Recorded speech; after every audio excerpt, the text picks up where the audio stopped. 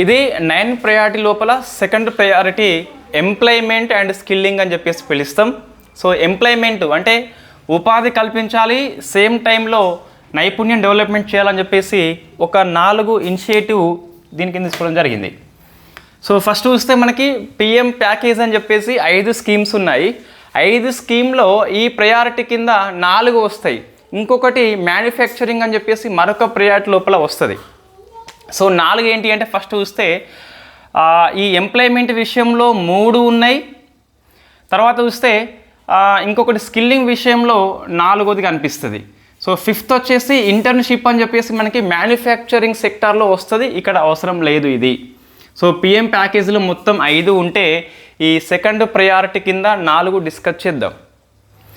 So PM package లోపల 3 వచ్చేసి employment linked incentive అంటే ప్రోత్సాహము, ఉపాధిని పెంచే ప్రోత్సాహకాలు, అవన్నీ కూడా జాబ్ క్రియేషన్ కోసం అని చెప్పేసి పనిచేస్తుంది. 4th ఏమో నైపుణ్య అభివృద్ధి కోసం అని చెప్పేసి పనిచేస్తుంది. అందులో ఈ పిఎం ప్యాకేజీ లోపల 3 ఎంప్లాయ్మెంట్ లింక్డ్ ఇన్సెంటివ్ లోపల స్కీమ్ ఏబిసి అని చెప్పేసి ఉంది. స్కీమ్ ఏ అని చెప్పేసి ఇది ఓన్లీ ఫర్ ఫస్ట్ టైమర్స్, అంటే ఫస్ట్ టైం ఎవరైతే ఎంప్లాయీగా ఉన్నారో వాళ్ళకు మాత్రమే వర్తిస్తుంది. ఎంతమంది బెనిఫిషియర్స్ అంటే మనకి 2.10 కోట్ల మంది లేదా 210 lakhs అని చెప్పేసి పిలుస్తాం. మన బడ్జెట్లో 210 lakhs అని చెప్పేసి ఇవ్వడం జరిగింది ఫిగర్. సో వీళ్ళు ఎవరు అంటే ఫార్మల్ సెక్టార్లో ఉపాధి పొందే వాళ్ళు మాత్రమే. 2 ఏళ్ల పాటు ఈ స్కీమ్ పనిచేస్తుంది. 1 month వేజ్ అంటే వాళ్ళకి మొదటి నెల జీతం లోపల 15,000 ఇస్తారట 3 ఇన్స్టాల్మెంట్ విషయంలో. అంటే 3 దఫాలుగా 15,000 ఇస్తారు. నీ నెల జీతం ఎంత ఉన్నప్పటికీ గవర్నమెంట్ ఇచ్చేది మాత్రము 15,000 అని చెప్పేసి గుర్తుపెట్టుకోవాలి. సో ఎలిజిబుల్ ఎవరంటే 1 lakh కంటే తక్కువ జీతం ఉన్న వాళ్ళు మాత్రమే ఎలిజిబుల్. 1 lakh కంటే ఎక్కువ ఉంటే ఎలిజిబుల్ అయితే లేదు.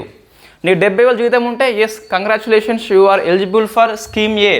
బట్ 15,000 మాత్రమే 3 దఫాలుగా ఇస్తారని చెప్పేసి గుర్తుపెట్టుకోవాలి. సో ఇది ఎవరికి? ఓన్లీ ఎంప్లాయీ కోసమే. ఎవరైతే ఉపాధి ఇస్తున్నారో వాళ్ళ కోసం కాదు, ఉపాధి పొందే వాళ్ళ కోసం అని చెప్పేసి చూసుకోవాలి. సో స్కీమ్ బి అని చెప్పేసి జాబ్ క్రియేషన్ ఇన్ మ్యానుఫ్యాక్చరింగ్ సెక్టార్లో. సో ఇది 4 ఏళ్ల పాటు పనిచేస్తుందట. ఎవరు బెనిఫిషియరీ అంటే ఎంప్లాయీ, ఉద్యోగులు 30 లక్షల మంది. దాంతోపాటు ఎంప్లాయర్ ఎవరైతే ఉపాధి ఇస్తున్నారో వాళ్ళకు కూడా ఇది బెనిఫిషియరీగా పనిచేస్తుంది.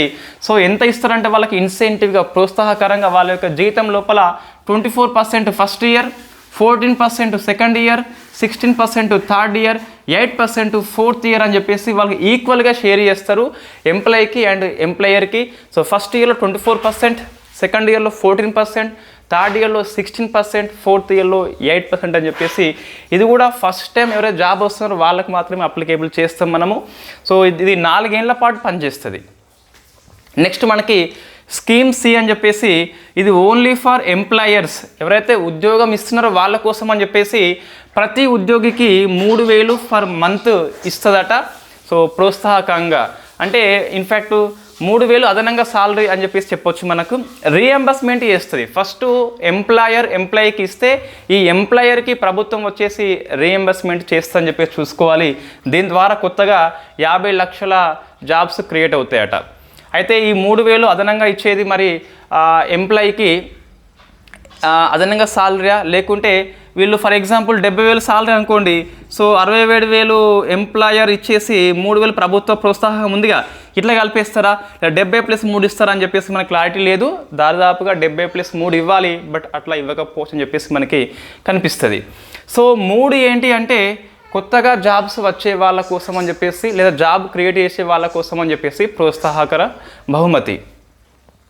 Next 4th skilling programme and upgradation of ITI అని చెప్పేసి రానున్న 5 ఏళ్ల కాలంలో ఒక 1000 ఐటీఐలని అప్గ్రేడ్ చేస్తారట, స్కిల్లింగ్ సెంటర్గా డెవలప్మెంట్ చేస్తారట. దీని ద్వారా 20 lakhs యూత్ నైపుణ్యాన్ని పెంచుకునే ప్రయత్నం చేస్తారట రానున్న 5 ఏళ్ల కాలంలో. సో 4 ఏళ్ళు ఉంది, 2 ఏళ్ళు ఉంది, 5 ఏళ్ళు ఉంది కాబట్టి సో ఒకసారి మనం గట్టిగా చదవాలి గణాంకాలు. బడ్జెట్ మనకి ఇదే లాస్ట్ బడ్జెట్ అండి. ఈ గ్రూప్ 2 ఈ గ్రూప్ 1 కోసం అని చెప్పేసి ఇది లాస్ట్ బడ్జెట్. మరొకసారి నెక్స్ట్ ఇయర్లో మనకి మరికొన్ని బడ్జెట్లు వస్తాయి. ఇన్ఫ్యాక్ట్ అప్పుడు మనం డిస్కస్ చేయవచ్చు, కానీ ఇప్పుడైతే ఇదే కాబట్టి సో ఎన్ని గణాంకాలు ఉన్నాయో అన్ని గణాంకాలు అధ్యయనం చేయాలి చాలా గట్టిగా. ఇది సెకండ్ది మనకు ఎంప్లాయ్మెంట్ అండ్ స్కిల్లింగ్ కిందకి వస్తుంది. ఏం లేదు, పిఎం ప్యాకేజీలో మొత్తం 5 ఉంటే సెకండ్ ప్రయారిటీ కింద 4 డిస్కస్ చేస్తున్నాము. స్కీమ్ ఏ, స్కీమ్ బి, స్కీమ్ సి అని చెప్పేసి ఉన్నది, అండ్ స్కిల్లింగ్ అని చెప్పేసి 4th కనిపిస్తుంది. స్కీమ్ ఏ మనకు మొదటి వేతనంలో 15,000 ఇస్తారట, 3 దఫాలుగా ఇస్తారు. స్కీమ్ బి వచ్చేసి ఎంప్లాయీకి ప్రోత్సాహకంగా ఫస్ట్ ఇయర్లో 24, సెకండ్ ఇయర్లో 14, థర్డ్ ఇయర్లో 16, ఫోర్త్ ఇయర్లో 8% వచ్చేసి ఇస్తారు. వాళ్ళు ఈక్వల్గా షేర్ అయితే చేస్తారట. స్కీమ్ సి అని చెప్పేసి ఎవరైతే ఉద్యోగం ఇస్తున్నారో వాళ్ళకి ప్రోత్సాహకంగా ఇది పనిచేస్తుంది. ఒక ఎంప్లాయీకి 3,000 per month అని చెప్పేసి రీఎంబర్స్మెంట్ చేస్తుంది ఉద్యోగం ఇచ్చే సంస్థకి. 4th వచ్చేసి స్కిల్లింగ్ ప్రోగ్రామ్ కింద 20 lakhs యూత్కి స్కిల్లింగ్ పెంచే ప్రయత్నాలు చేస్తారు. కొన్ని ఇనిషియేటివ్ దీని కింద మనం స్టార్ట్ చేసుకుంటాము. ఇది సెకండ్ ప్రయారిటీ అని చెప్పేసి పిలుస్తాం.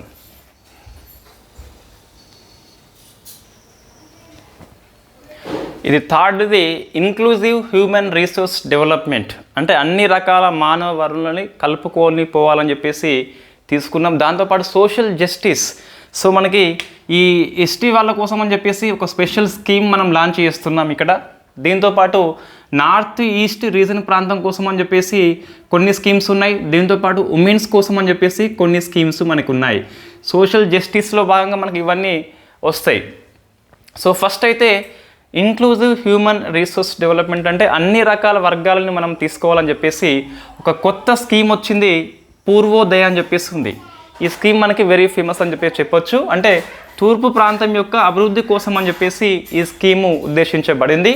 అందులో బీహార్ వస్తుంది, Jharkhand, west Bengal, Odisha and AP అని చెప్పేసి మొత్తము 5 states తీసుకున్నారు. సో పూర్వోదయ రాష్ట్రాలు అని చెప్పేసి 5 రాష్ట్రాల పేరు గుర్తుపెట్టుకోవాలి. ఈజీగా మనం దాన్ని ఐడెంటిఫై చేయొచ్చు మ్యాప్ పెయింటింగ్తోని. అందులో సో ఇక్కడ బీహార్ అండ్ ఏపీకి ఎక్కువ ఇంపార్టెన్స్ ఇవ్వడం జరిగింది. పేరుకు 5 రాష్ట్రాలు ఉన్నాయి కానీ మనకి కేటాయింపులు వస్తే సెకండ్ అంటే బీహార్ అండ్ ఏపీకి మాత్రమే 2 states మాత్రమే ఉన్నాయి. మనకి హిందూ పేపర్లో వచ్చింది it is not Indian, it is only Bihar and AP అని చెప్పేసి బడ్జెట్లో 2 రాష్ట్రాలకు ఇవ్వడం అని చెప్పేసి ఈ ఫిజికల్ ఫెడరలిజం మీద, ఆర్థిక సమాఖ్య మీద మనకి మెయిన్స్ క్వశ్చన్ వస్తుందండి. ఈ పాయింట్ ఆఫ్ వ్యూలో వస్తుంది. అంటే కొన్ని రాష్ట్రాలకే ఇంపార్టెన్స్ ఇవ్వడం అని చెప్పేసి మనకి ఫెడరలిజం అని చెప్పేసి మనకి వార్తల్లో ఉంటుంది. ఇది ఫిజికల్ ఫెడరలిజం అని చెప్పేసి పిలుస్తాం మనం, రైట్. అది అటు స్కిప్ చేస్తే ఇటువైపు వస్తే మనకి ఇన్ని అంశాలు కనిపిస్తున్నాయి బీహార్కు, ఏపీకి.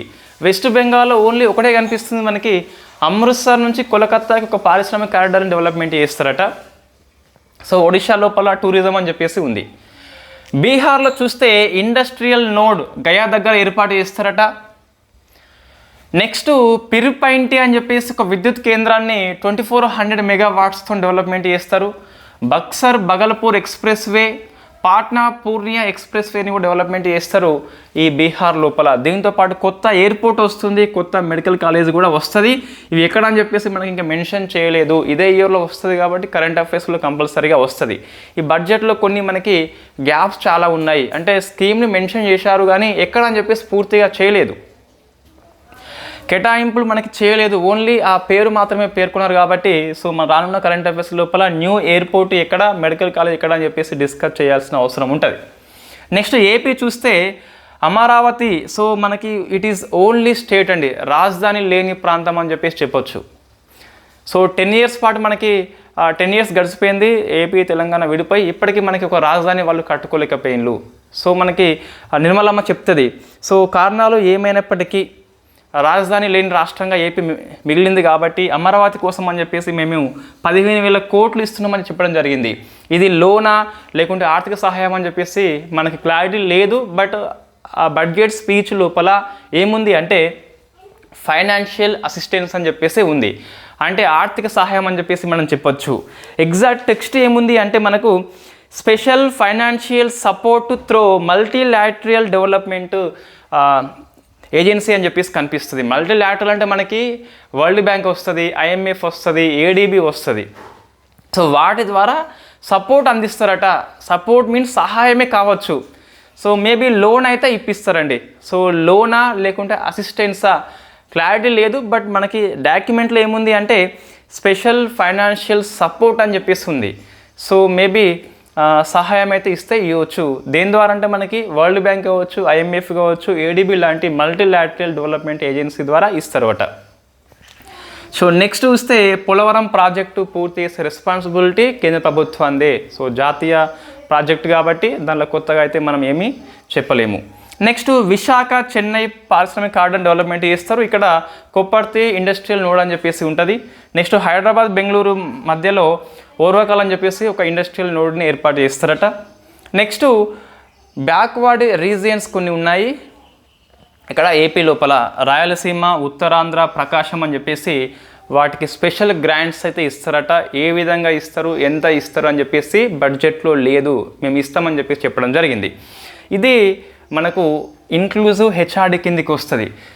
నెక్స్ట్ చూస్తే సోషల్ జస్టిస్లో భాగంగా మనకి ఏమున్నదంటే ఉమెన్ లీడ్ డెవలప్మెంటు. ఉమెన్ అంటే మనకి ఈ మహిళలు, బాలికలు ఆధారంగా చేసుకుని 3 లక్షల కోట్లు కేటాయించడం జరిగింది అట. దీని లోపల దీనికోసం అని చెప్పేసి ఉమెన్స్ ఎవరైతే ఇండస్ట్రియల్ సెక్టార్లోకి వస్తారో లేదా ఒక డెవలప్మెంట్ యాక్టివిటీ కోసం అని చెప్పేసి వస్తారో వాళ్ళకు స్పెషల్ కొన్ని ఇస్తామని చెప్పి చెప్పడం జరిగింది. బట్ వాళ్ళు మెన్షన్ చేయలేదు, అది మనం గుర్తుపెట్టుకోవాలి. తర్వాత వస్తే ఇంకోటి ఏంటి అంటే ఈ నార్త్ ఈస్టర్న్ రీజన్ ప్రాంతం కోసం అని చెప్పేసి, సో నార్త్ ఈస్ట్ రీజియన్ ప్రాంతం కోసం అని చెప్పేసి అంటే ఈశాన్య రాష్ట్రాల డెవలప్మెంట్ కోసం అని చెప్పేసి ఒక 100 పోస్టల్, సో 100 పోస్టల్ పేమెంట్ బ్యాంక్ని ఏర్పాటు చేస్తామని చెప్పేసి ఇండియన్ పోస్ట్ పేమెంట్ బ్యాంక్ చెప్పింది. సో 100 కంటే ఎక్కువ బ్రాంచెస్ వాళ్ళు ఓపెన్ చేస్తారట. సో అందరికీ బ్యాంకింగ్లో భాగంగా ఈ స్కీమ్ కూడా పనికి వస్తుంది. దాంతోపాటు ST వాళ్ళ కోసం అని చెప్పేసి చూస్తే ప్రధానమంత్రి జనజాతీయ ఉన్నత్ గ్రామ అభియాన్ అని చెప్పేసి ఆ స్కీమ్ని లాంచ్ చేయబోతున్నారు. స్కీమ్ యొక్క మనకు ఎలా ఉంటుందని చెప్పేసి ఇంతవరకు చెప్పలేదు. బట్ దీని ద్వారా మనకు 5 కోట్ల ట్రైబల్ పీపుల్ బెనిఫిట్ అవుతారట. 63,000 గ్రామాల్లో ఉన్న పీపుల్స్ అని చెప్పేసి జనజాతీయ ఉన్నత గ్రామ్ అభియాన్ స్కీమ్ ద్వారా వాళ్ళ యొక్క లైఫ్ స్టైల్ జీవన ప్రమాణాన్ని పెంచే విధంగా, వాళ్ళ యొక్క ఆర్థిక స్థితి పెంచే విధంగా స్కీమ్ ఉంటుందట. 5 కోట్ల ట్రైబల్ పీపుల్స్కి బెనిఫిట్గా ఉంటుంది. ప్లస్ 63,000 గ్రామాలు అని చెప్పేసి చూసుకోవాలి. అయితే ఇక్కడ ఇంకా మనకి ఏం లేదండి, జస్ట్ సోషియో ఎకనామిక్ స్టేటస్ మాత్రమే మెరుగు చేస్తామని చెప్పేసి చెప్పడం జరిగింది. సో ఏ రాష్ట్రాల్లో అని చెప్పేసి ఎప్పుడు స్టార్ట్ చేస్తామని చెప్పేసి బడ్జెట్లో అయితే మనకి ఏమీ లేదు. కంప్లీట్గా ట్రైబల్ మెజారిటీ విలేజ్ అని చెప్పేసి చెప్పడం జరిగింది. సో ఇది మనకు 3rd ప్రయారిటీ అండి.